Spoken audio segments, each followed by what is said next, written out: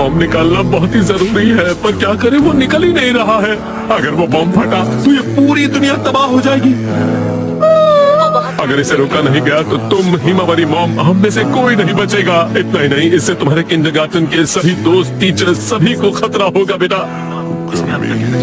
इससे बचने का सिर्फ एक ही तरीका है कि हम शीरो को उनके हवाले कर दें। शीरो वापस तो आएगा ना? मैं पूछ रहा हूँ, शीरो वापस आएगा ना? वो बेटा, दरअसल बात यह है कि मैं अपना शीरो किसी को नहीं दूंगा। रुको, चिंता